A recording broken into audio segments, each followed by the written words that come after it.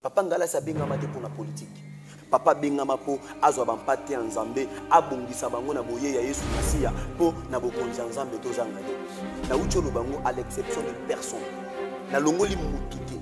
Mosali ya Nzambe nyonso o a se focaliser à mikotisi na politique. Il n'est pas loin de Dieu. Il est loin de Dieu. To bengama na politique te.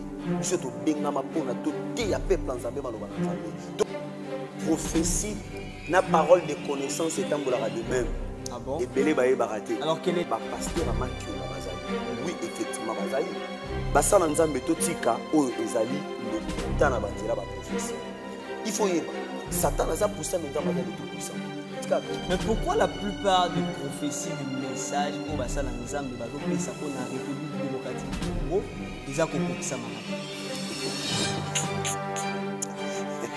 Osala nzambe oyo yebi olobaka na sentiment oyo kilika moko na ba radio totoire yo ndenge na média lokola prophétie dote osala les sentiments na sengo pardon zongela Yesu tika ba makio neloba papa na biso de Denis bima na via makio bima na via lokuta zongela nzambe yo osala nzambe ti lelo ke na hotel okendaka na ba bar na ba boîte de nuit ozana basi ebele. Pourquoi y a-t-il la multitude des églises des réveils? Batu ba comprendre que l'église est en l'art, il y a un bon cop, batu ba mono ekomi cop. En plus ba sala nzamba mikolo ba ma casque o kanga mamero na mito hein. Ba sala nzamba na ba vérité pour bobi manakata makambo mabe. Voilà. Tozongela nzamba. Oui, moi je suis le loin de Dieu. Na ko la pena to jusqu'au qui ministre de Dieu to tie pena qui ministre. Ministre de Dieu. Azote na tablette. Ministre de Dieu, bazo memela ye mai, ba memeli ye Bible, bazo fongolele mutuka oui. À quoi bon ngayo na tambola na ba protocole. À quoi bon memela ngai Bible? À quoi bon memela nga mulaki ya mai? Il y a ba kito mona. Oh, il y a un grand homme de Dieu a tongé église avant lisa ba millions de bateaux, ba millions de personnes. Azana musala nzambe taza loin de Dieu. Biso nyonso ba sala nzambe, to za ba loin de Dieu, na ba loin de Dieu. Ou à très loin de Dieu. Théologie zani. Eza classe. Eza classe. Tout le cas kotombo la Satan de diable. Théologie elingite koloba muta sali théologie ne abanga kanzambe to abanga nzambe. Ngai oyoyo na sali théologie na lolenga malamu e osali nzambe ozana tenter okende ko sala politique. Parce que la politique mensonge ne eza kongo. Mosala nzambe nyoso oyo azana politique. Aza hors la volonté. Un grand serviteur de Dieu. Eza oyo azosa la volonté à Père Céleste. Moi je suis l'esprit de Dieu. L'esprit de Dieu. Mosala nzambe nini oyo yebi a kota na politique. Oyo amema vérité et zo triompher mokimbo. Et bien sûr papa, tika politique zongela nzambe. Et ne crois pas que nzambe tatini papa. Ah bon? Oui, je vous dis la vérité. Oh, mais lui-même papa ngalash ko mate. Ah, papa obimate. Donc papa na biso abengama pour la politique té. Bienvenue sur AMK Officiel, la chaîne YouTube qui vous propose des émissions mettant en valeur la culture, la politique, l'économie et les sociales des Congolais. Notre chaîne est conçue pour informer et engager notre public dans des discussions pertinentes et enrichissantes. Chaque semaine, nous explorons les différents aspects de la vie congolaise en mettant en lumière les événements culturels, les enjeux politiques, le développement économique et les questions sociales qui façonnent notre société. Nous vous proposons des analyses approfondies et des débats éclairants. Nous sommes fiers de présenter nos émissions animées par la talentueuse Aminata Kalombo, l'Issuya Bamama, avec son expertise et sa passion pour les Congos. Aminata Kalombo apporte une expertise unique à chaque épisode, guidant les internautes à travers les sujets les plus importants de notre pays.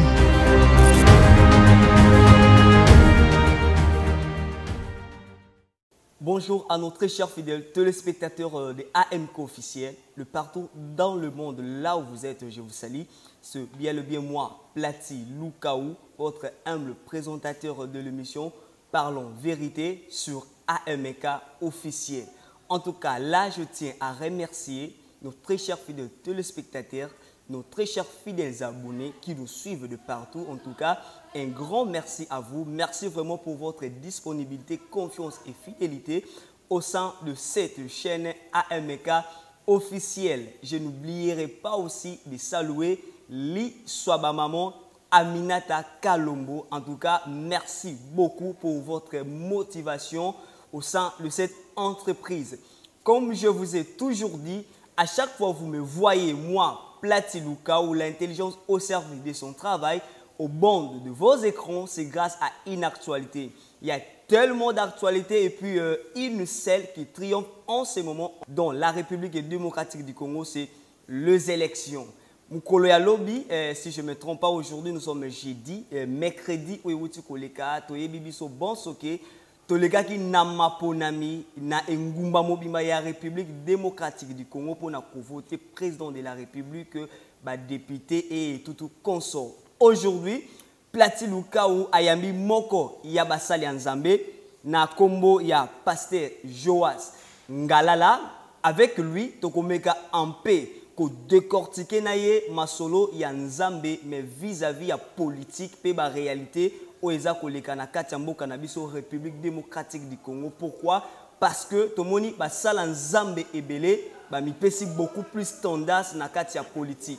Toyebi que mission ya ba serviteur de Dieu ezali ko préparer ba amanzambe pour la rencontre du Seigneur. Mais vis-à-vis aux réalités qui se passe en ce moment dans notre pays, la République démocratique du Congo, nous constatons que la plupart des pasteurs censés gérer Milema Yaba Nzambe, comme ça a beaucoup plus tendance na politique. Tout le monde est candidat dans la présidence, na présidentielle plutôt, allais-je dire, la députation provinciale qui est nationale, Bazali Ebele. Alors, na Moussala Nzambe, le pasteur Joas Ngalala, Tokomekampe, ko décortiquant na Mozindo. Il va nous dire est-ce que tout ce que le pasteur sont en train de faire là, ils ont une mission ou est bien na bango ko sala ou bien ils ont nyosona ba erreur au basala Nzambe ba koki jamais au sala. Alors restez branchés jusqu'à la fin, vous serez tellement satisfaits dans le reste de cette émission. Voilà, comme je vous l'avais dit au début, nous sommes là avec lui dans ce plateau de Parlons Vérité et à qui je dis déjà bonjour le pasteur Joas Ngalala et puis bienvenue. Merci beaucoup. Bonjour, ya Platy Lukaou. Bazolando partout dans le monde sur cette belle canal, la chaîne intelligente de AMK officiel. Un mot pour nos très chers téléspectateurs qui nous suivent de partout. En tout cas, merci beaucoup, ya Platy Lukaou. Merci à nos fidèles téléspectateurs, nyonso oyo bozolanda biso partout dans le monde. Na sengi na bino vraiment beau s'abonner na chaîne oyo bazolobela babengi yango Parlons Vérité. Donc na chaîne oyo toza censé yako s'abonner parce que awa lokuté ezalaka te vérité nde ezalaka awa. Voilà. Matondo mingi et nakoloba lisusu un grand merci na bandeko nyonso o en tout cas c'est disposé pour suivre Platy Lukaou dans son émission Parlons Vérité. Restez connectés jusqu'à la fin en tout cas bokozwa ba sango ya malamu dans cette émission. Comme je vous l'avais dit dans la présentation plus tôt, nous sommes en pleine période électorale ou élection déjà et où tu mais quelque part dans Nabakwe Moussous les a continuer qui nous les lobes centre au lobby et ça là qui vraiment monter. Alors Nayambi Mosala Nzambe na kati ya plateau na nga ya lelo o abengami na kombo ya le pasteur Joas Ngalala to ko mekampe ko lobela basango ebele na otali ba pasteur vis-à-vis ya ba élection politique mais na ko lingato banana na point ya liboso les hommes de Dieu face à la politique. Avant de me camper pour glisser na ba question mususu. Le pasteur Joas Ngalala, vous êtes homme de Dieu, on vous suit de partout sur cette belle canal. Tokolingano to soso là, est-ce que basala Nzambe, ndenge to bengaka ba pasteur, prophète, évangéliste et tout, batwana nyonso baza censé ya kosa la politique parce que to uti komona na ba maponami o uti koleka kalate, il y en a eu tant de pasteurs. Pasteur bazala qui belé, basala Nzambe belé ba pesi ba candidature na présidentielle Mokwazali na ba député kutu kolobati. Boza tellement belé. Est-ce que basala Nzambe baza vraiment censé ya kosa la politique de pasteur Joas? Merci beaucoup ya Platy Lukaou na botuno uchotu na ngai. Pona zala bref na zala mukusi pona ko répondre na question wa malamu uchotu na ngai. Mosala Nzambe ozana tenter okende ko sala politique. Donc, et singélité na Moussala Nzambe, quel que soit, évangéliste, prophète, pasteur, apôtre ou archevêque ou évêque au bongamité to au bengamité pour na kokende kosala politique. Voilà un peu ma réponse. Si ko ba pasteur oyo ba koti déjà na kata politique parce que tant on suit déjà audace ya koper sa candidature c'est que on dimi pour ça la politique. Est-ce que en réalité toko loba baza ba vrai pasteur to baza ba faux pasteur? Merci beaucoup ya Plati Lukao. Serviteur de Dieu ou abengami ouin de Dieu. Aux la terre que ça la politique ité.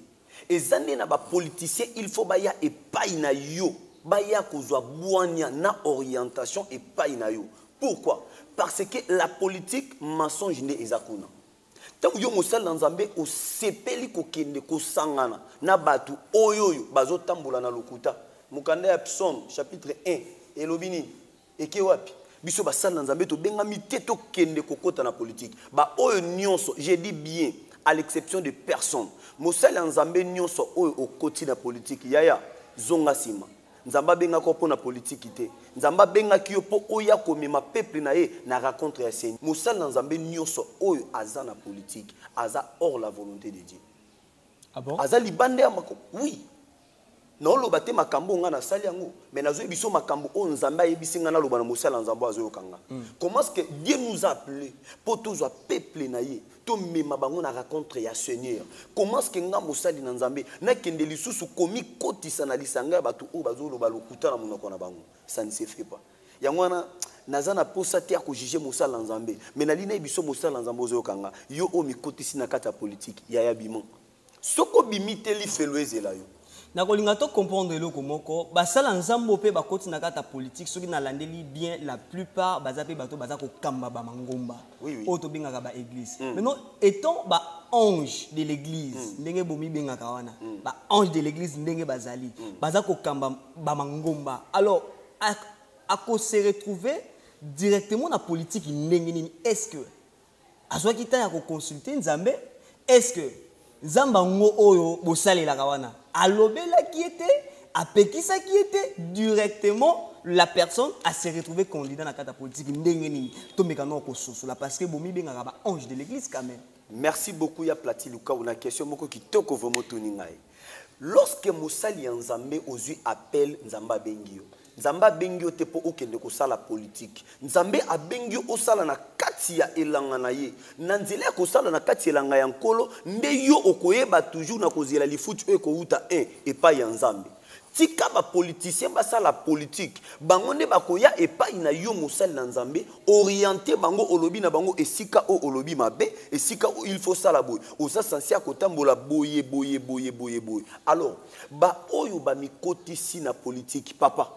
Ozwa tango nini ya otanga Bible. Ozwa nini okende kolandela bampate onzambe apesi yo olandela. Okozwa nini po otikala toujours na sia makolo ya nzambe. Yango na ebisi yo ya plamedi. Ba o nyonso baza basali na nzambe, ba mikotisi na politique. Bango nyonso tomoni na otanga komba motute oto yebi ngana yo. Ba o to yebi ke ba bengaka baza ba grand serviteur de Dieu. Or, un grand serviteur de Dieu, eza o azosa la volonté ya Père céleste.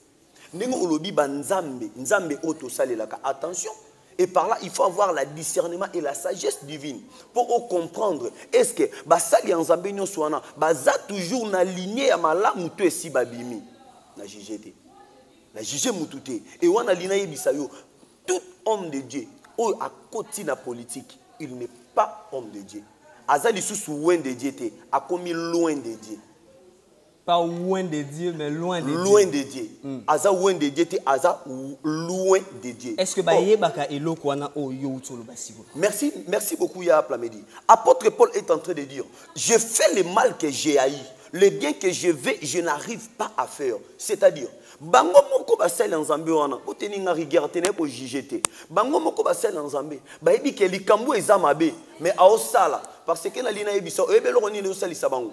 Biso basali nzambe eta ba wende Dieu. Eza na biloko misatu o ezokoyisa biso. Eloko liboso eza mbongo, ya mibale eza orgueil, ya misatu eza sexe. Bosala nzambe nyonso akoma luka ba benge dadia tambola na mutuka. Azana ba protocole ebelaza na mutu lufungu. Ya mibale mosala nzambe nyonso aolinga mbongo koleka ata nzambe o abenga biso.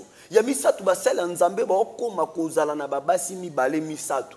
mosala nzambe aza marié mais okomona ti lelo mosala nzambe akota kotel na ba makangu mosala nzambe abimaka na muto na songolo yaya yo mosala nzambe ozoyokanga ti lelo oza na kati ya vie o yaya biman yango na lingi na yebisa yo mutu nyonso oyo aza mosala nzambe azosala politique il n'est pas le loin de Dieu. Est-ce que l'argent ne peut pas être ligne de cause où ils ont ramené basala nzambe na kata politique? Mais tout à fait mosala nzambe nyonso azolinga kende kozwa $21,000 eza lié pe na moko ya ba cause po mosala nzambe afandi amoni o nzambe azopesa eza mukie akomi kosala o to bien ka forcing akomo luka mbongo na ndenge ya makasi. C'est que mosala nzambe zo futate quelque part tokoloba. Comment est-ce que koloba mosala nzambe zo futate? Nzambe ye moko abengio alobi biso na misala na ye na bandako na biso. Est-ce que ngana za censé kaka na sala musala nzambe po batamukili ba futanga? Et bongo soki nzamba umeli na ndako na yo azo ya te ozo kemo zo galérer mokile komi oloba. Ofanda kabwe. Mutu o nzamba rumela kakoya na ndako na ye c'est que aza loin de Dieu. Ngai ndengo zo mona ngana za l'esprit de Dieu. Moi je suis l'esprit de Dieu. L'esprit de Dieu. Donc ndenge na mono za mulimo nzamba. Ah mais tout à fait. C'est clair. Ça devient sérieux ça. Na yebi ke basala nzambe batebele ba ola nanga bakokamwa commence que ngana lobi na za oui, je suis l'esprit de Dieu. Donc ba o ba koti na politique baza mulimo nzambe. Non, baza à des fois peut-être babanda ki na nzambe bakomi place moko ba abandonner nzambe. Po Bible ezoloba na mukola suka ebele ba ko abandonner o eza foi na bango. Yango tozomona ngo lelo. L'esprit de Dieu. Pourquoi? Je confirme ça. Le livre d'Ésaïe. Or, l'esprit du Seigneur est sur moi. Moi, je marche avec Jésus-Christ. Je suis l'imitateur du Christ. Je suis la particularité de Dieu. Donc, moi, je suis l'esprit de Dieu. Peut-être que politique. Merci beaucoup. Nazala déjà sollicité Mbalaming la politique na boya. Na lingarate. Jamais na koki kote kaye sunanga likolo ya politique. Et quand je parle le nom de Jésus, non lo bate ba Jésus nyonso. Je parle au nom de Jésus Christ de Nazareth. C'est lui qui était mort après 3 jours, il est ressuscité. Jamais na koki peut-être na bua ki sa Yesu, na fingi sa Yesu pour la politique. Na politique no lukanini. Soki mbongo eza na politique. Or, Bible ngana simbi, Bible zolo bananga na mukanda Agé chapitre 2 verset 8. Or, argent appartient à Dieu. Donc ba politicien na mbongo nyonso biso basala nzambe tolinga to kende ko luka kuna. Eze pa tata na biso ya likolo. To zela yenda ko futa biso. Ngana o kende sala ni na politique. No ke luka ni na politique. Ba politicien baza mukie. Ngana za musali ya oyo aza le tout puissant. Oya kelande ba politicien wana. Yango moni biso basala nzambe toza na valeur te na miso ba politicien. Pourquoi? Et sengeli na ba politicien baya epa na biso nde tokomi kokende koluka ba politicien. Ce qui réellement est pour na mbongo, est-ce que batu nyonso ba pesi ba candidature wana bazangi pe mbongo te? La plupart d'entre eux bazape déjà bien na niveau etali pe vie et fanda makambutu mais quand même apesi sous candidature. Merci beaucoup ya plate. La ligne biso loko moko. Yo za na mbongo. Ok, nous sommes la politique, pourquoi? Yonde ok, mais ma solo na kati ya politique. Yo zana mbongo, yo monique au vivra déjà bien.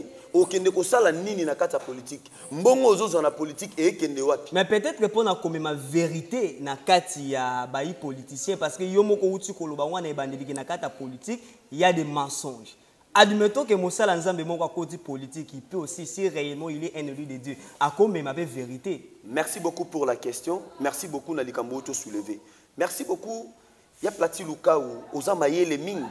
Osala kabe monsieur belé na basela nzambe, nzamba pambolo ne loko ucholoba. Ya, na ligne biso loko moko. Mosala nzambe nini oyo yebi a kota na politique. Oyo amema vérité ezo triompher mokili mobima. Yebi sanga ko bona potoleka. Oyo yebi akenda na parlement. Quelque chose à député national, provincial, tout est sénateur, tout est obabengi président ya Seni, o azamo sali nzambe aye penza. Supposons que ba résultat ebimi que ya plati luka muto gagner. Pasteur Joas Ngala Lilombosi la muto gagner. Aye pena bo asimbi alobiango a publier vérité ndenge peneza leli. Oyebi zana yebi sanga. Moussala Nzambe, oyo yebi a kota na politique, a mema logique, pe asala na bosolo, azate. Azate. Soka zali yo tangelanga kombo na ye na yebi. Ba pasteur nyonso to mona ba kota wana ba mema na bango loko. Ba meme lokote. Ba meme lokote preuve ané tozaka toujours na tourbillon. Je vous dis la vérité, ya plati lukao. Je vais vous dire la vérité. Moi je ne cacherai jamais de dire la vérité. Vous savez Si vous quoi? parlez de Koloba que Moussa Lanzamba est incapable de faire ma vérité dans la politique. A koki ko zala muto lobaka vérité tant akei ko sangana kuna na bango na ucho ebisao. Bible lobini na mukanda ya Psaume chapitre 1 premier verset. Bible zolobani. Bible zolobana biso na mukanda Psaume 1 et c'est ngona moto akenda ko sangana na bato mabete. To yebi ba politicien na biso ndenge bazalaka na juger bango nyonso te. A des fois exception et kokipe ko zala kuna na kati na bango. Mais laisse-moi te dire, tant que yo musali nzambe, oyi kei ko se focaliser mingi na politique. Yaya, yebango bien okomi mutalokuta. Oh. Exemple, non, exemple. Population va voter au Bimi, Eli, na Kisensu, na Njili, na Kimbante, Keto, na Gombe, Bazuyo, Olongi. Au Komikuna na l'Assemblée nationale, Bofandi. Loi Moko et Bimi, tous ont voté par mariage à homosexuels. Qui sont pour? Majorité Tomboli. Qui sont contre? Yo Tomboli. Obimi, yo Moroto, Bobimi, mi Balemi Sato. Or, na 4 assemblées, 400 personnes, Bandimi et Lokwana, Oyo Boy. Bako valider bino bato boza mukie to bako valider bato baza ebele bako valider bato baza ebele to ba valider bato baza ebele et par là yo sikoyo na kati ensemble mosala nzambe oboya kina yo yango mais tango lona ekomi ko exister ezo résister mutu soka tele kolobani tala ya plati lukao na mosala nzambe ye paza kuna na kati lisanga wana pona nini ya boya kyango te ba mariage ya homosexuel et salemi pona nini pourquoi obandi ko fingisa na nkombo ya nzambe pona nini po yo mosali ya nzambe yona ila loba boya ya ba sali na nzambe nyoso obazo kota politique est-ce que bande ko ngai tozongela Yesu bozo tala no ba danger o ezali bosote bino bozo tala beaucoup plus mbongo ko zwana bino to nyoso ya bino bozo tala danger te ya plati lukao. Exemple, là où tu as qui sont pour Batomboli 10, qui sont contre Botomboli Bobimi 5. Bon, votez ni majorité ou minorité. Donc, malgré votre vérité, mais Boza majorité. Boza majorité, Bako ici bino. Parce que toi, Bako ici bino, population est tinda qui bino bokeno lobe la bango. Voilà. Bako bête la bino maboko to ba condamné bino. Allez-y comprendre. Yangona pona ko éviter nyonso o mosala nzambe obenga mite pour que nous sala politique. Ya kato zongela makomi, ya kato tanga Biblia, ya kato teya batu sanguna Yesu Masia, ya kato ebisa batu babongo la mitema, to mema batu na présence nzambe. Wonande ekosunga biso. Mais tozonga mo muke sima na ba mbula o eleka kala to monaki quand même ba David ba salaka politique, ba Daniel ba salaka politique. Joseph asalaka politique akomaka premier ministre na carte d'Égypte. David akomaka ministre côté finance si je me trompe pas na carte mboka ya Babylone. Soki gouverneur soki nani wana. David il était roi. Lorsqu'on est roi, on exerce déjà la politique sans compter ba missus. Merci beaucoup. Il y a plati le cas où la ligne a fait comprendre eloko moko. Bible lobi Seigneur Jésus-Christ de Nazareth, il est le même hier, aujourd'hui et éternellement. Nzambe o azala kilobi yo na pe azali lo pe akozala libela na libela. Est-ce que okoki ko prouver ngai na kati ya Bible parce que na boyo kota na ba détail ebele la lingai na ngai te que ko se focaliser na o eza politique ponga na za apolitique. Moi je suis apolitique. Est-ce que okoki ko ebisa ngai David, Daniel, Joseph lorsque babane ko sala politique batambusaki yango na lokuta to batambusaki yango na vérité. Yebisa ngai David, Daniel, Joseph politique bango basalaki basangisaki yango na magie to basalelaki yango na kibonzambe. Est-ce que vous pouvez expliquer ma place one? Pourquoi na yebisio? Je savais très bien okoyaka kakopé sanga exemple ya David na ya Joseph na ya Daniel. Or ce qui to bani ko décortiquer ngo et ozana ngo biso tembele otolito lobela to lobela. Mais to be campé ko faire comprendre ba téléspectateurs au baza ko landa biso de partout parce que son lobelo comme très important surtout na exemple odi kopé sa ya kati ya ensemble ba voter loi ba sala nzambe ba ko zala wana ba boya ngo mais vu que ba ko zala moindre majorité toujours eko gagner. Mais tous on moi muke na sima basala nzambe openza matambolaka na bango basalaka politique.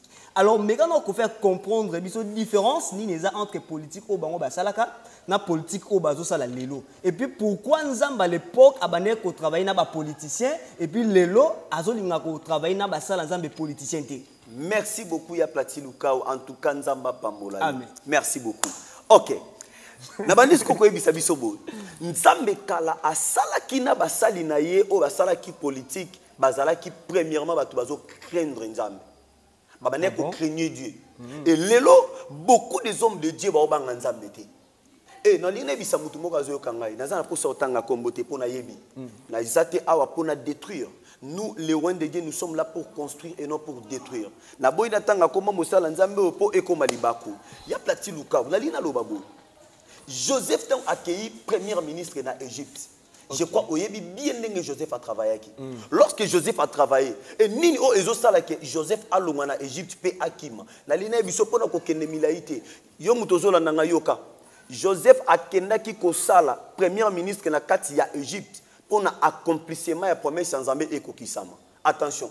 Zambie na biso aza omniscient, omnipotent, omniprésent. Accomplissement, il y a promesse. Oui. Promesse entre parenthèses. Merci beaucoup. Et par là, vous allez comprendre Jacob. Jacob avait combien des enfants? 13 enfants. Jacob azaki na bana 13. Jacob na bana 13 azaki na bango moko dina batanga qui était parce que à cette époque-là, moi ça azaki considéré na Israël. Alors Bible zolo bana biso boy. Jacob, il aimait Joseph beaucoup plus que ses frères. D'ailleurs, il avait cousu aussi la tunique de plusieurs couleurs au Apesaki. Nous avons la révélation. Au comment on a toujours et là il y a plusieurs couleurs au Apesaki Joseph et ça significatif. Au comment on a un temps où Joseph a une noto. Joseph a une noto à qui il raconte un mot dans libota na ye. Au comment à cause de son joint ezobota haine. Haine pourquoi? Joseph azala ki ndenge morote na bana otata na botaki. Joseph Azalaki, la personne qui était la particularité de Dieu. Pourquoi? Zambé azo permettre que Bimisa Joseph na libota moko. Accomplissement des années. Accomplissement des années. Lorsque Joseph Azunoto a raconté papa na bande konaye et boti en baluki ba bomaye. Ah teto bomaye te, to sala boy, to kote na citerne, to bateki Joseph atekama deux fois yebaka. Tant que Joseph a été accueilli. Or, ndoto wana signification nango tant que izolo bamake, bango bande konena papa nena maman ne ba kofuka melaye. Oui. Oui, il faut bofuka melaye parce que yo botier même okeli na ye azali. Ni na qui ensuite, lorsque nzalezo kota, bande konena ba ke ko luka biloko ko lia. Joseph atala moni bande konaye, azo reconnaître o eza bande konanga. Ya, omoni beaucoup plus nazo beta li solo o eza na kati ya Bible, mais pensez nanga ezo focaliser na makambo susu mais tozo fongola yango to fongola yango quand makambo uchulo bananga makambo politique ya basala nzambe ba koti politique ezo pesa nga passe ya plati lukao ezo pesa nga passe basala nzambe ya okangi bible tie wapi okangi bible ke wapi likola $21,000 ya or argent appartient à Dieu c'est nzambe na bosolo nzambe opeso $21,000 ozoluka ya $21,000 ezelo loko. Ah bon? C'est que yo pas nzambe déjà aux $21,000 parce que aux bengango le côté. Il faut après cette vie il y aura encore une vie. Tous les missionnaires na siena moy o. Nzamba tindi biso tozo peuple na ye. Donc biso toza censé il y a ko dépeupler quand un diable. To ya ko peupler quand un nzambe. Après c'est biso mission. Alors bien biso allez faites toutes les nations des disciples, les baptisants au nom du Père, du Fils et du Saint-Esprit. À ce que on a terminé sur le acte des apôtres, il y aura toujours la persécution. Persécution yangoyo. Pourquoi Bible biso ils te feront la guerre mais ils ne te vaincront pas. Bitumbe koki ko comme le temps que moi na nzambe, mais nzamba ko zalona po ba toujours na ko kangola yo. Ya plati luka na olingana biso lo moko. Na boya nanga peut-être que kopanza basala nzambe mais na ling kopanza te pour ça mais nous sommes en parlant vérité, il faut dire la vérité pour que l'opinion publique soit éclairée quand même. Merci beaucoup Yaya. Nous sommes censés de dire la vérité. Peut-être que oezali phase 1 to ça l'émission na teyo mosali na nzambe oyo ngana yebi ozo sala politique oyo otambola hors la volonté de Dieu na bondeli na bolingo nzambe zonga na makolo na nzambe soko zongité peut-être na phase 2 ou na deuxième émission na biso tozala censé ya komekempe ko étaler bango boto bimisa bango na poissa. Voilà, merci beaucoup le pasteur Joas Ngalala. Je crois bien que nos très chers fidèles téléspectateurs qui nous suivent de partout baza ko comprendre où ezaba argument na yo. Toujours dans la situation où nous avons face à la politique, na maponami oyeuti ko salema le mercredi dernier na niveau présidentiel. Tout le monde qui peut moko ya ba pasteur tellement connu dans la ville province à Kinshasa, je peux dire na République démocratique du Congo Mobimba, na kombo ya le pasteur Ngalasi. Je crois bien que yo poye bien malam. Avant d'aller déposer sa candidature à sa qui sortie médiatique moko loba ki ke nzambe nde mutatindi. Il a mis Dieu témoin. Nzamba Tindie a déposé candidature à la présidentielle. Mais yo a oza kolobake Moussala Nzamba a censé ya koza la politique. Mais le pasteur Ngalassi l'a confirmé que c'est Dieu qui m'a ordonné, qui m'a envoyé, si je peux le dire, d'entrer dans la politique. Mais vous êtes dans une contradiction quand même, étant des hommes de Dieu. Merci beaucoup, Yapati. Merci. Nzamba Pambola, Lissus Neloko, Outiko Fongola. Je crois, Ezali Kambouako Bombate, Bissonio Sotoye Biango, notre très cher papa Ngalaïs, à qui on a un respect mingi païnae parce qu'il est un grand homme de Dieu. Nganae bié na makamomabete, nae c'est un homme de Dieu. Mais avec beaucoup de respect ya koloba na papa na biso Ngalaïs, na bandeli koloba Lissus vérité. Au moni papa na ngai Ngalaïs. Nazaka na respect envers ye. Na kozalaka pe kaka na respect envers ye. Papa, nga mwana na yo, nga ileki na yo, nga isoki nani ya yo, na ebisio papa, tika politique izongela nzambe. La Bible dit, on ne se moque pas de Dieu. Ce que l'homme aura sémé, il moissonnera aussi. Nanou ba publier te, mais je voulais vous dire, na kokite ko contredire papa, tote ko ya ko bongo la maloba na ye. Je ne crois pas que Nzambe Mtatini papa. Ah bon? Oui, je vous dis la vérité. Oh, mais lui-même l'a confirmé que c'est Dieu qui m'a envoyé. Lui-même l'a confirmé où est le signe.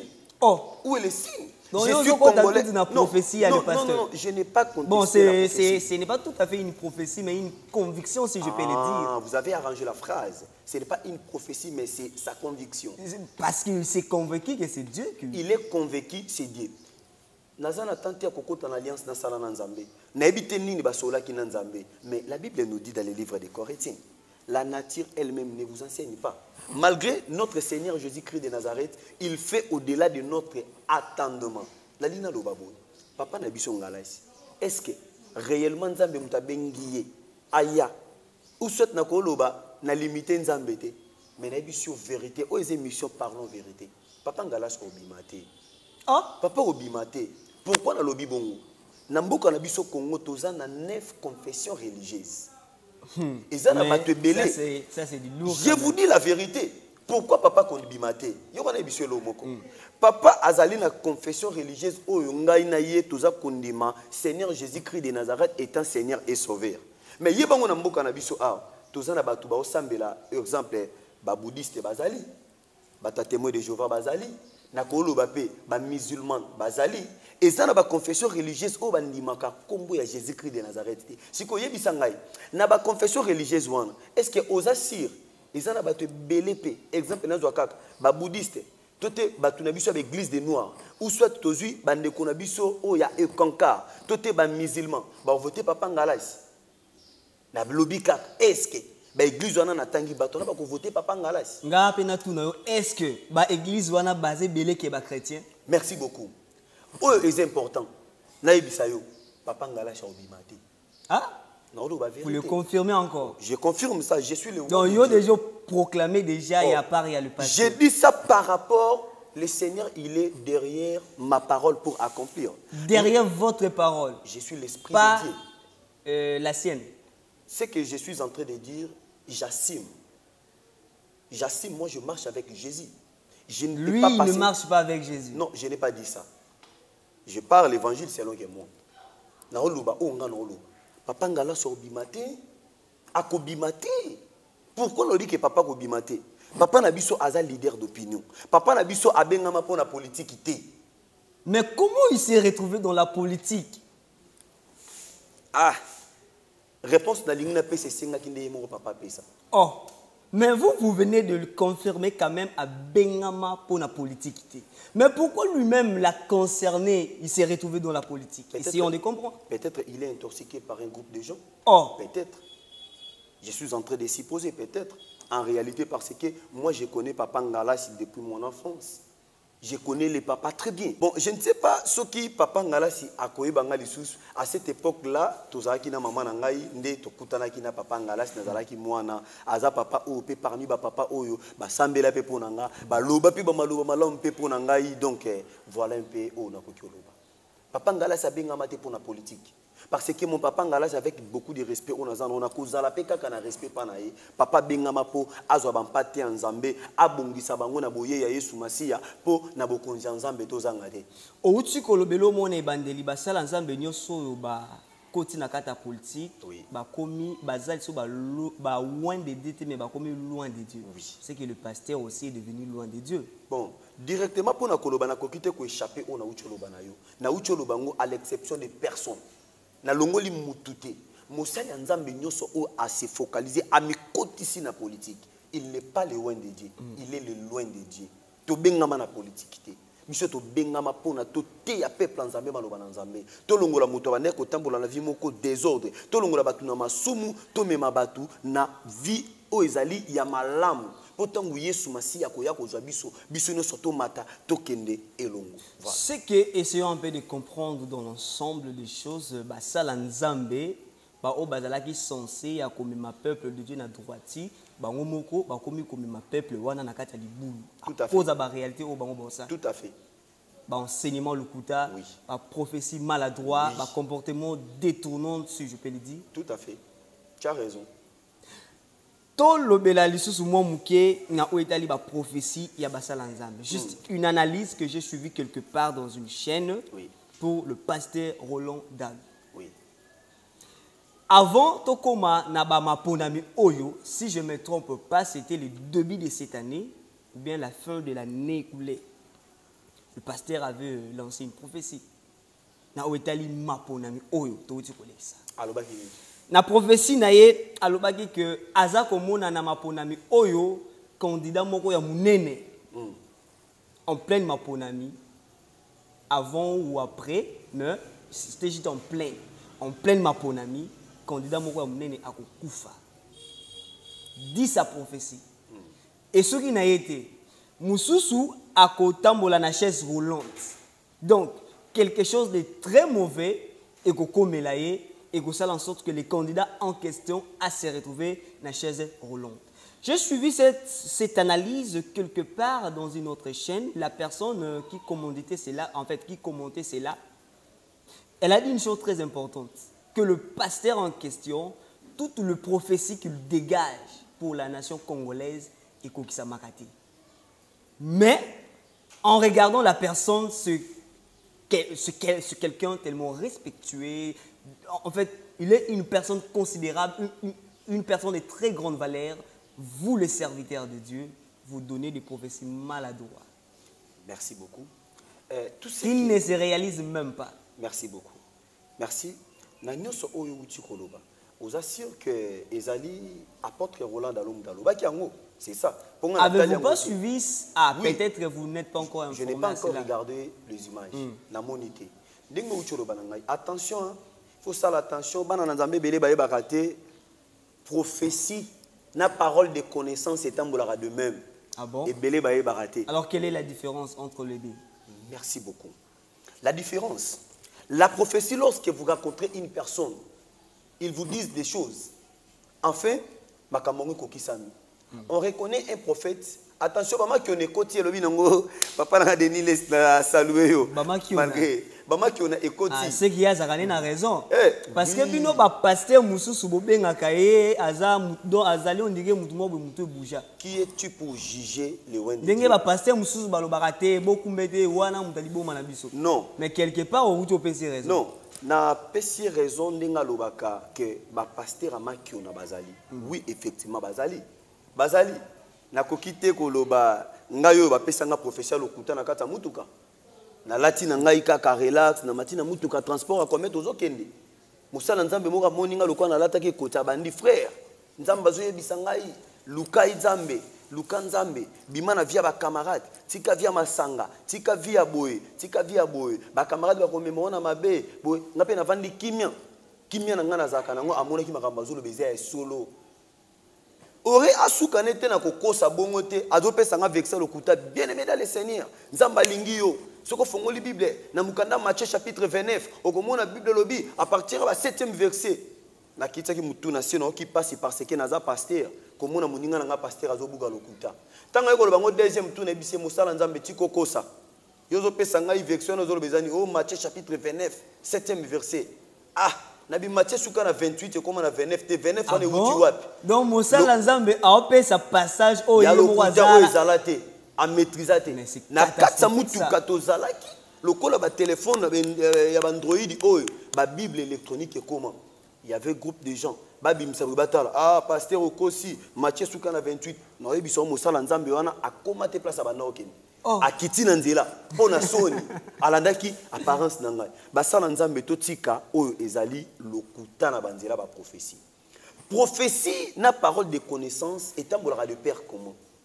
na cause la fandi na moni yo parole de connaissance c'est-à-dire lobi na yo ya plati lukao na mona ndenge ezali na bani ko loba na yo c'est-à-dire maloba ya boye bidabi na yo ya plati ndengo fandi boye nazo yebisa yo lobi ozana poto pourquoi na lobi no lobi ozana poto nazotala lolengo zo salela émission nazotala ndenge ozana ba matos na yo ba matériel a kitoko boye nazotala la façon dont ozo traiter image ya émission na yo nazotala lolenge ya habillement na yo parce que na yebisa ki ote tu as très bien habillé olati kitoko makasi omoni nazotala ba façon na yo na lobi no parole de connaissance maloba ya boyebi na lobi no yango lobi exemple on se retrouver na poto lobi le pasteur Joas Ngala le Lombosi là aloba nga makambo ko kisama ba prophétie na ko kisama te eza prophétie te eza parole de connaissance je reconnais na otala nazana maloba moko ya boyebi donc oza la expertise moko sur la personne. Merci beaucoup. La seule expertise et natali lo lengi na yo na moni lobi no ndenge za ndenge obikende boye azana makoki lobi okende pe na mikili ba paya akende pe côté ya et la prophétie c'est quoi la prophétie eza eloko o ndenge yo ozali na fandi bo parce que comme j'ai Jésus en moi je peux appeler ou je peux attirer les choses qui n'ont jamais existé à l'existence je peux dire ndenge zabo na sakole eloko mo pona yo eloko na pe kokisama. Et l'autre, on a peut-être pourquoi? Parce que Nzambe azana simaya malobananga akeko kokisayango. Tu vois la prophétie, la différence entre la prophétie et la parole de connaissance. Donc, et l'autre, o ezala qui n'a vu à moutouté. Mosala Nzambe mo wa déclarango et puis kokisami. Kokisami, ils a prophétie.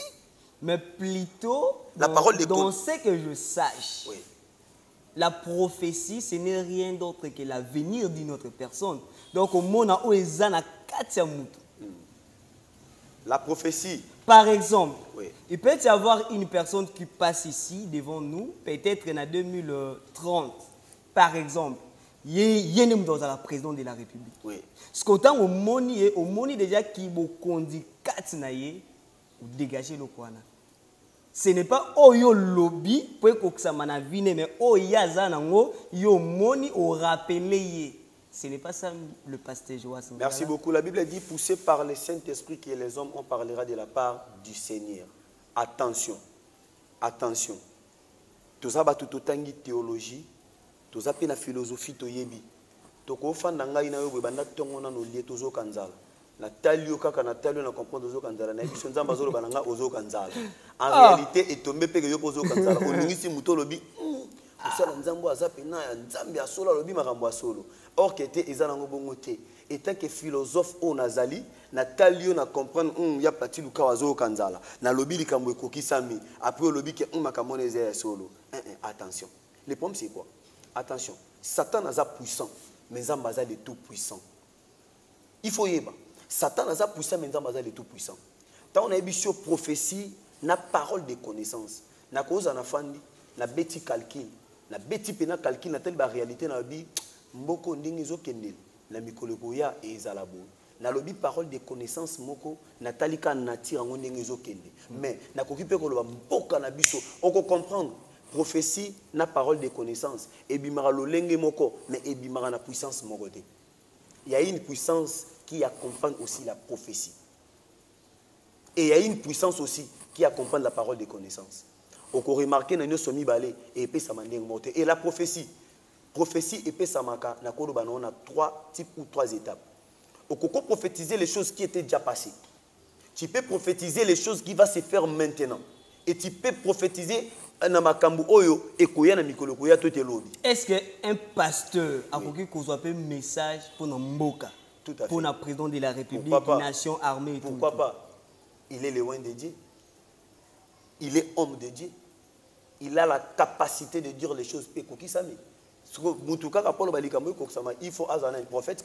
Mais pourquoi la plupart des prophéties, de messages, au Basal Nzambe, Bazo Pesa pour la République démocratique du Congo, ils ont kokokisa marati? Merci beaucoup. Aux années preuves, il y a Moussa Nzambe à l'obéli comme kokisa mité. C'est le média, tout vérité n'est pas bon à dire. Oui. Na Zala na respect envers bango. On a reçu la tête tant qu'il y a Moussa Nzambe na mona yo pour dénigrer tout ekoloba. Na nyonso wana avato kanga parenthèse o. Moussa Nzambe oyo yebi. Oloba kana sentiment. Oyo ki likambo moko na ba radio totoir yo memiongo na média loko la prophétie. Tote osaleli sentiment na sengyo pardon. Zongela Yesu.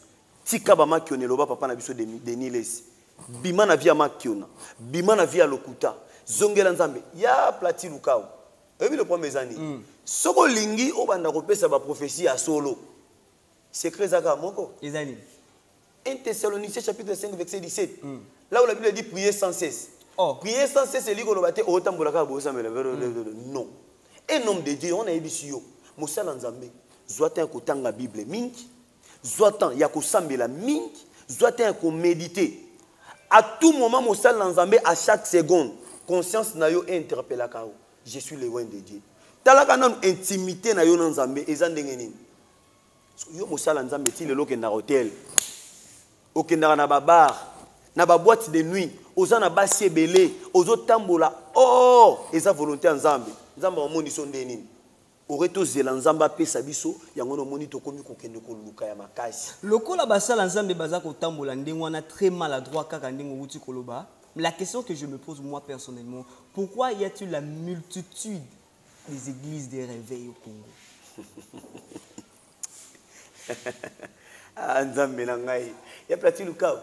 Otuninga pona nini be église ya réveil du Congo eza ebele. Ezobotama sekobotama pendant que basala Nzambe en question, bazali sous na kata vérité té. Bazo vérité ba boaki, bazo tambola tellement bizarre, mais les églises continuent de naître. Tu vas comprendre, boy. A Simbi Bible a maîtrisé comme moi 5, 4, 6 versets. Tu vas comprendre que l'église est en l'art, il y a un bon. Cop. Tu vas comprendre comme cop. Oh, ils sont une mission. Ils ont une mission. L'église est comme cop. Tu les lobes en biso église va comment qu'on s'appelle là. Na comment ensemble dans l'église il y a songolo pour qu'on a ba mona makam. Pour qu'on a ba loba makam. Oh, bazo bosan. Si quoi batupé et si déjà bayebeli bango batunaka église so baye balinga prophétie balinga to ebise lokobo balinga rabo ozo bosana bakomi ko beta babiloko moko bo ezala bongo te nalina ebisa bana Nzambe belé na ebe église moko na otanga kombo te na ebi yango eza soko mibale soko misatu na ebi ba église wana tango kei bazo ya mboku na porte opesi no poste no prénom adresse na numéro de téléphone. Baïbiso que nous faisons d'accord. Tant que vous avez sa adresse, un numéro de téléphone. Au moins, attends, monsieur le qui n'a prophétie. En plus, ça l'entend ma micro, ma casse donc quand ma mère na mitou. Attention, basé belé. Au moins, attends, monsieur tel monsieur, il y a petit élément. Nzamba otali sangando za bozana makambo kangami. C'est pas toi, ton numéro. Et ça 080 gingan, 80 gingan. Ozo bango lobi mais mouto, je n'ai jamais courtoyé ces messieurs. Comment est-ce que Aolo va makambo na? Je vous dis la vérité. Basa Nzambe na la vérité pour bobima na katsa makambo mabe. Tozongela Nzambe. Omoni lelo lo lendo ko mosala biso basa Nzambe po ani. Na tie biso ponga na mosala Nzambe mais exception nga na bongo te. Na milo oui, moi je suis le loin de Dieu. Na kuti toloté. Soki nazo rumela toujours na makolo na Nzambe na kotambola boye. Eza po na ngolu na ye. Ezate ke nga na leki bango. Na leki bango te zaka ke ngolu na trouver. Yango na Nzamba ebisinga na ebisa basala Nzambe o ba tambula mabe hors volonté na ye. Ba bima na vie na mabe boya tozongela Nzambe. Ya plati lukao na kala. Tant tozala ba umbo Nzambe. To tsa Bible na siali peka. To ke kote ya sango na Yesu Masia. Na ba mokali ya suka. Na ba kingasani na masina na kat. Ba place moko zala ko dire ba bon lieu. Tozala ba umbo Nzambe. O tse Bible na lipeka. Kangolanga ikolo. Wana to banda wa banga Nzambe. Lelo ba umbu. Lelo bozasi yokate wana kala to banda ko banga Nzambe to ala ba umbo Nzambe. Lelo sikoyo elonga ba umbo Nzambe. Le col a pénat qui ministre de Dieu, tout ce pénat qui ministre de Dieu. Azote, il y a une tablette. ministre de Dieu, bazo memela ye mai, ba memeli ye Bible, bazo fongolele mutuka, oui, et ça m'a bêté. Aussi bien point moko très important. Est-ce qu'un homme de Dieu peut-il avoir des protocoles pour bassimer les Bibles, des gardes de corps sima pour batambola ne ba kengela ye? Ce qui mosa lanzambo komi ko ba garde pour ba kengela, alors protection, importance, il y a protection en Zambie et ça. Pour répondre yo awa tozana émission parlons la vérité. Et ça n'a pas permis. Et ça permis. On nous contester ce qu'au Bible. Si le Seigneur ne garde pas, celui qui garde en vain. Voilà. À quoi bon ngayo natambula na ba protocole. À quoi bon me melanga la Bible? À quoi bon me melanga mulanya mai? Ngana komuzo lokumu na place à Yesu. Ce n'est pas mauvais. Na ba église na biso pourquoi? Na ba église na biso za la signe ya respect. Au Bible zolo baba sali na Nzambe tozo mériter double honneur. Honneur otozana yango. Iza mabete na. Mais mon komi ko lexa honneur wana ezo et komi ko remplir même plus que honneur au bandimi ba opesa Nzambe. Na ebisio ebele ba tuto mona. Oh, il y a un grand homme de Dieu a ton église a vendu ça ba millions de bateaux, ba millions de personnes. Azane musala nzambe taza loin de Dieu. Ah, nazo bandela koloba ngomba mingi. Mwana nzambe musala nzambe loin de Dieu. Oui, je vais ajouter même très loin de Dieu. Très loin même, merci. Très loin de na lepso nini tala. Biso na lepsa mutu moko olanda ngai. Basali na nzambe nyoso ozomona. Bazoleka na TV. Tote bazaboy. Nyoso baza ya faute. Nyoso pe baza ya malamu te. On reconnaît un vrai serviteur de Dieu. Oazo tambola kolandisa ma principe. Mobimbananga ya wande nazali. Et qu'on peut causer la témoignage. Moutouatalanga lobi non. Ce monsieur il est un oin de Dieu. Mais vie oyo ça au salaga peut-être en cachette batu ba ebité. Batu ba ebité wana siko nzambe mutu ayebi. Mais na ebi sur vérité nzambe na likola zoyo kanga naza na télévision na ebi intimité na ngai na nzambe. Malgré bitumba, malgré makambu ya ndenge na ndenge. Ozana media. Na ebi sur na media. Batu ba yebi o ba olanda yo. Batu ba yebi nga ba kolanda ngai. Attention, la Bible dit il n'y a pas d'héros sans histoire. Je l'ai passé. Le Seigneur avait voulu que moi je puisse passer dans les parcours moko, dans les moko pour les lots nazala o nazalelo. La Bible dit il n'y a pas d'héros sans histoire. Moi aussi j'ai une histoire avec mon Dieu. Voilà la raison, je suis fier de propager, de faire la propagande. Il y a combat Yesu Masia. On avait l'élection tu les ganalati pour la moudouté. Oh. Non, là, pourquoi? C'est que vous votez, bébé. Na voté, na où voté? Na voté. Na voté parce que Bible zolo banabiso, tous à la peine à respect, ya ba cambio bazo tambouisa mboka. Il faut tout ça. Parce que vote, et ça là que loko moko il y a obligation de voter. C'est un devoir civique. Et ça devoir. Na voté qui lobby na voté qui. Na za na bato na voté qui yebinga na mtema nga na wolo baté na télévision. Voilà. Na voté qui lobby. Et pourquoi na biso bongo? Biso nyoso ba sal na nzambe. Tous à loin de Dieu, n'a pas loin de Dieu, ou à très loin de Dieu. C'est ça le coébition y a plati. Pour chuter, nos très chers fidèles abonnés de ce très bel canal, en tout cas, Bada Kolanda Bisone, c'est mon abanda, qu'on a bon, c'est Bazouami, fêter très bien parce que, à cause de cette très belle émission, au Bada Kolanda, Tokolingato comprend de l'eau moko. Vous devez intégrer une très bonne chose que j'avais soulignée au salat théologie. Ok. Non. Théologie. Alors, j'aimerais comprendre ceci. Est-ce que Basala Nzambe est censé à kolekana chemin à théologie? Pourquoi? Entre parenthèses, étant que journaliste d'investigation, je cherchais à m'investir, à savoir beaucoup plus sur la théologie.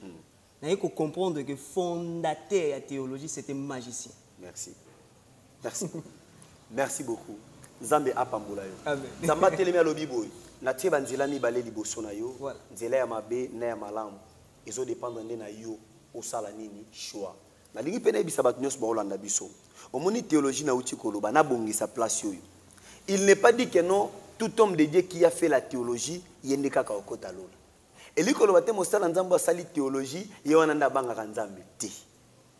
Pourquoi la théologie? Théologie ezali kaka mosala nzambe netinga. Tant qu'on a silisi théologie, on m'a ordonné étant pasteur.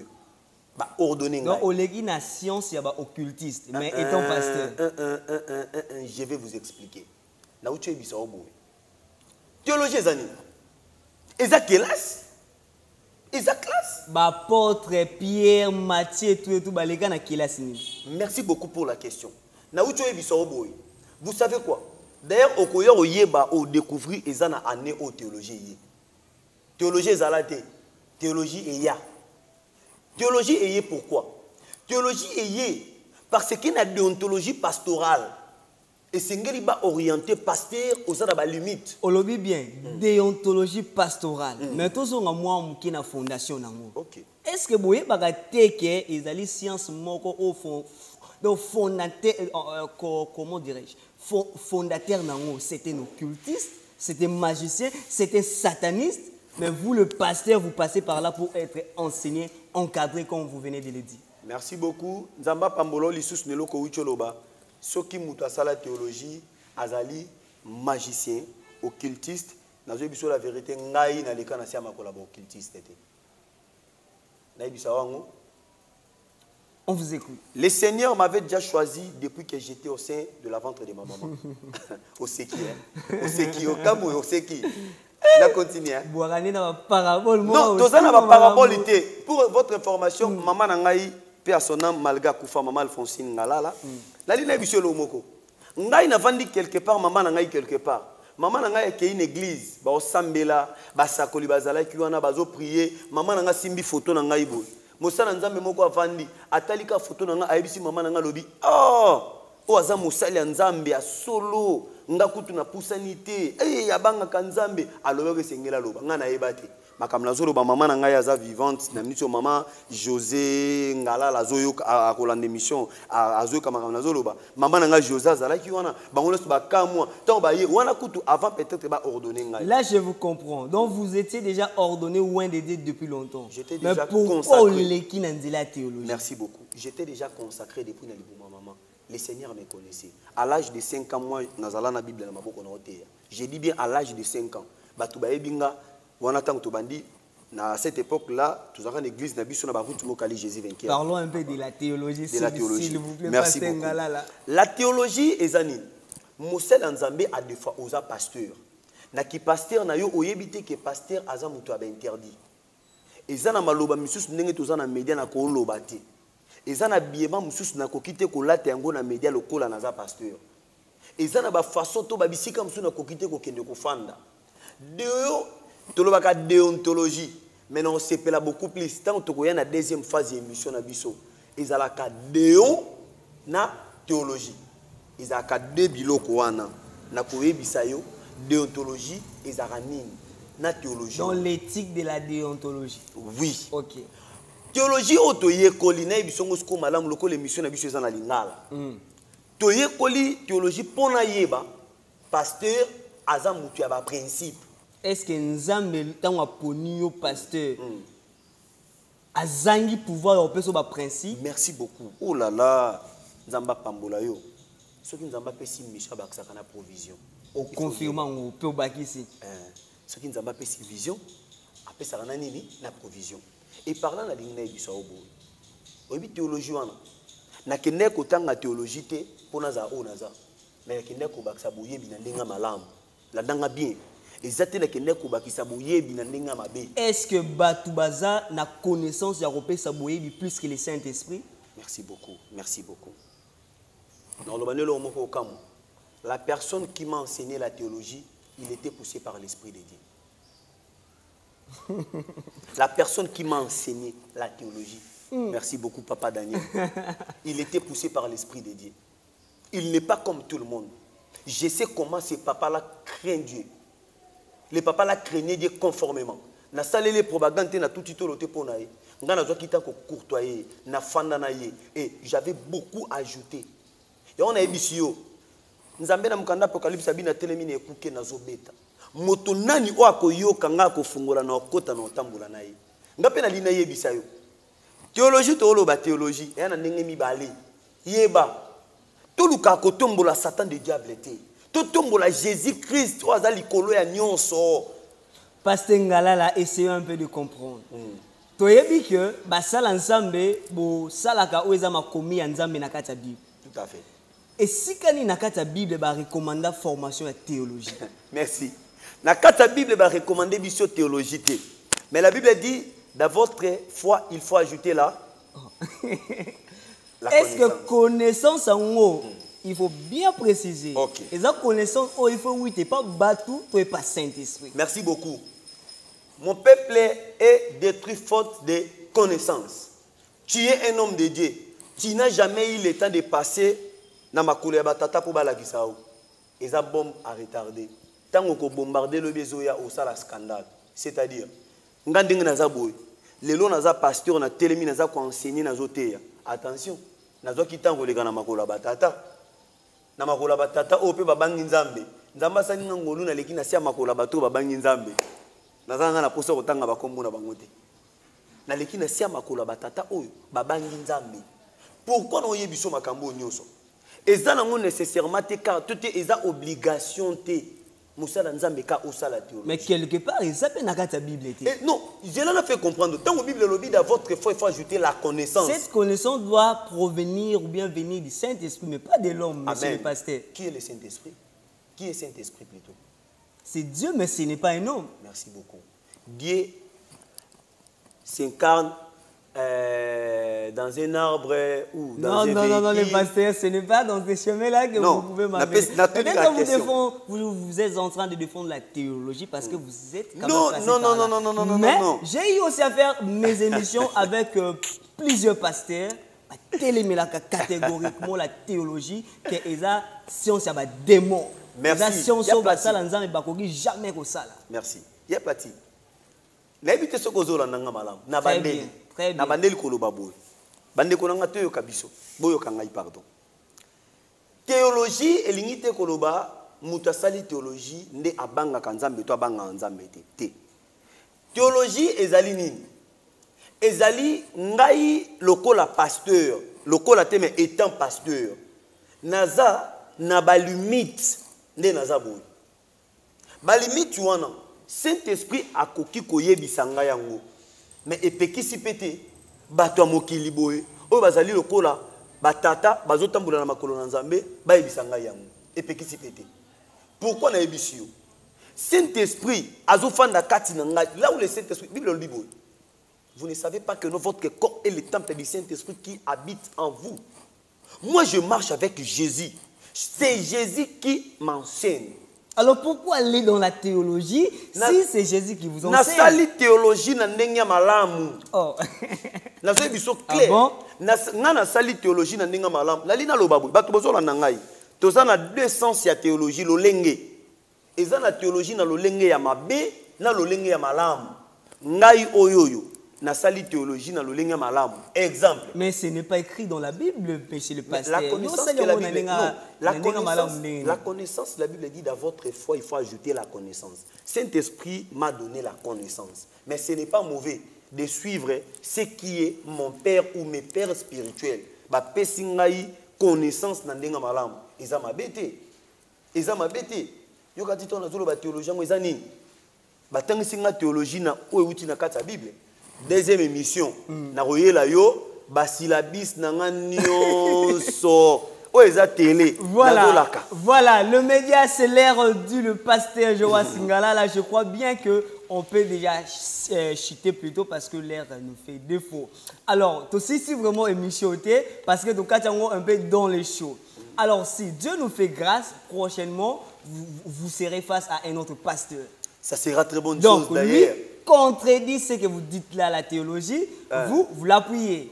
Alors, j'aurai des invités sur ce plateau. Je crois bien que ça serait une très bonne aventure ces jours-là. Nos très chers fidèles spectateurs vont l'admirer vraiment. Je crois que pour aujourd'hui, avec le pasteur Joas Ngala, si on peut chuter par ici. Moi, c'est Ngala Lilombosi. Oh, excusez-moi, comprenez. Comprenez vraiment, c'est ça. Alors, et ça, ah mon Dieu, les temps, les hommes de Dieu face à la parole véritable de Dieu. Voilà, pour chuter comme je disais, le dernier point qu'on aurait touché dans cette émission, malheureusement, on n'a plus le temps. Oui. Les hommes de Dieu face à la parole véritable de Dieu. Donc, dans ces points ici, nous allons beaucoup plus toucher les enseignements. Est-ce que excusez-moi, et ça vraiment pas matéya au basala nzambe baza censé à côté parce que il y a trop de scandales ces derniers temps dans nos assemblées. Mais c'est un point à garder. Prochainement, face à votre co-débatteur, je vais aussi le permettre. Alors, quelle est votre dernière parole? Pas mot, parce que dans nos coups fités. Malobano ya souka pour une émission, il y a l'élo. Et s'il y a des dédicaces, ou bien si vous voulez aussi, donner votre numéro de téléphone. Pour na bandeko bakoki ko lukaba joindre yo personnellement bakozo au travers votre numéro et je préférerais qu'ils aillent à WhatsApp pour faciliter bandeko baza di banda poto parce que batu balanda biso beaucoup plus ce sont baza bandeko baza di banda. Alors à vous la parole, votre dernier mot, numéro de téléphone, dédicace et tout pour na clôturer l'émission. Mais je crois que vous savez il est chaud. Vraiment. Merci beaucoup, Ya Platini. Pour un numéro de contact Nangai Ezali WhatsApp, plus 243 89 72 00 103. Je répète, plus 243 89 72 00 103 et notre numéro 081 82 60 361 081 82 60 361. Merci beaucoup. Nzambe yalola apambola yo mutu ozwaki libaku ya kolanda biso na nzela ya émission oyo. Vraiment ya kolobezali kaka nzambe apambola bino. Je suis pasteur Joas Ngalala Elombosila, église Ezali Nanjil, na quartier 13, na avenue Manenga, numéro 58. C'est là où je suis pasteur. Pour na kopé sambote, na bosanité kopé sambote, et pas il y a apôtre, mon papa que j'aime beaucoup, mon apôtre Simo Chako Elando, et sans oublier mon intime, le pasteur Chance. Chance Makanda et maman pasteur Adouyen na pesi bambote na bosani pété interprète nangai évangéliste Fisto Malewa Nzambalola apambola bino.